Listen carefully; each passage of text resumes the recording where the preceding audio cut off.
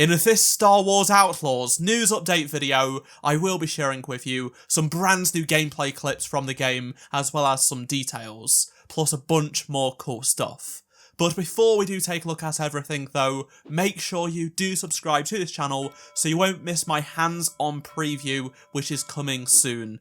I will be sharing with you gameplay from my preview session, along with my thoughts on the game. Until then, we just have some brand new gameplay clips and details to go over. And I also want to discuss some comments from Ubisoft themselves. So last week they told investors that they do expect a strong launch for Star Wars Outlaws and the community to have a positive sentiment around the game. The game is also going to be receiving their biggest ever marketing campaign they've ever done for a game, which includes their largest ever preview event, the one that I went to. This comes after a not so good reception to gameplay posted by IGN, and basically I agree in some areas it did not look great, but the new gameplay footage that they have shared with us today from San Diego Comic-Con actually looks better. As you can see, there are some really stunning landscape shots here. It really does show just how large these worlds are and how much we are going to be able to traverse through them. Whether it be Tatooine or Toshara, there is just so much for us to explore. We also get a few new clips of Canto Bight, which is pretty cool to see. There are also a few other cutscenes and extended looks at cutscenes we have seen bits of before, plus some combat as well, which is always nice to see. We get a better look at the individual crime syndicates, especially Crimson Dawn, so we get a close-up look at some of their outfits, including Kira herself, the leader of Crimson Dawn at this time in the timeline. There is also another look at the reputation system in action, so for example we have this choice here, either frame the Pikes or frame Crimson Dawn. It's up to you, you make the decision where you want this game to go. I want to specifically call out this clip, which I assume is on Akiva, and it shows Kay entering a Hutt cartel location on Akiva. There are a few Grimoirian guards, and what I noticed is that it looks like it has been raining, and Kay's clothes are wet, even her hair, which is good to see, because I know some games still to this day do sort of omit that sort of level of detail. Thankfully, that is the case here. In terms of the reputation system, they do actually show us how it will work with merchants. So, as we can see here, this is a smuggler who has a shop who is affiliated with Crimson Dawn, and you have the ability to either purchase, sell, or give data to them. There is also a look at the menus as well, so we get to see some of the UI, more than that we previously have done, so we can see what stock the vendor has, as well as what the faction has, plus the discount rate you are able to get for having a good reputation with this syndicate, and it goes up or down depending on your reputation, of course. So that's just showing you the sliding scales of how much the reputation system is integral to this game.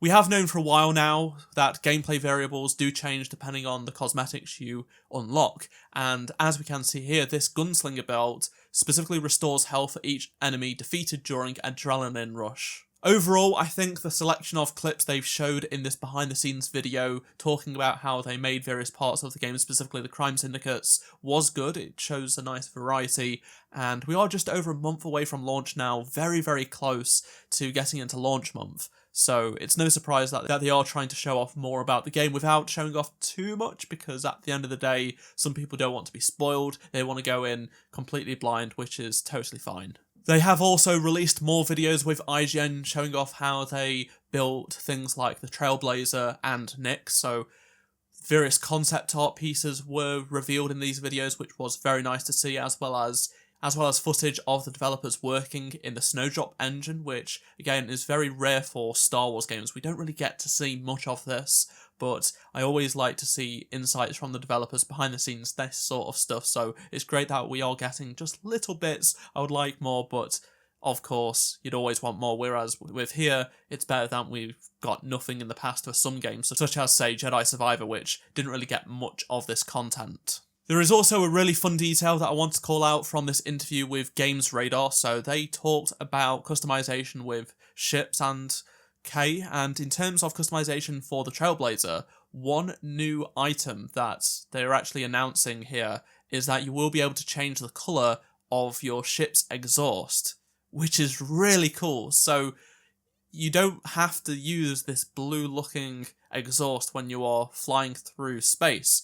You're actually going to be able to have the options to pick various colours, which is very, very cool to see, and we've not seen that in a Star Wars game for quite some time.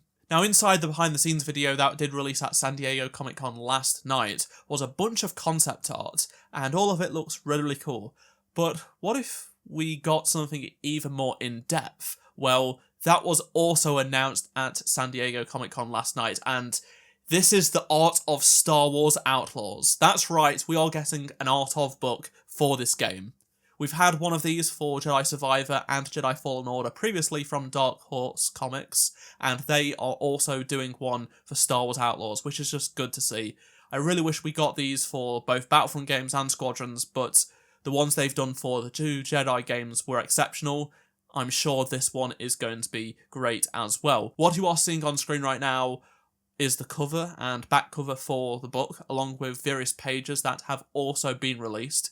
All of the text is placeholder, so don't worry about that, but the artwork, as you can see, looks great, and I really do like the look of the book. As always, I'm going to be picking this up. It's a Star Wars game, got to get all the Star Wars game stuff, and this will actually release, unfortunately, not until next year, almost a year away. It comes out on June 3rd, so we have got to wait quite some time to get it. It also resales for $50, but I am looking forward to getting it, just like the Jedi Fallen Order and Survivor books. You can't pre-order it at this moment in time, but I'm sure pre-orders will go live in the near future. We did have to wait about a year for Jedi Survivor's book, so the release date of June 2025 is not completely out of the blue, but the Fallen Order book didn't take as long. Also, the Survivor book was supposed to release like a month after Survivor came out, whereas it got delayed like 3 times, so hopefully this doesn't get delayed and it does make it out on time for June 3rd. I'd love to know your thoughts on anything I've talked about in this video, so please do let me know down in the comment section below. And just remember, I will be uploading my gameplay impressions soon, so make sure you do stay subscribed for that. If you enjoyed this video, please do drop a like. If you missed any of my previous videos, click on the playlist on the screen right now, and I shall see you in my next video. Goodbye.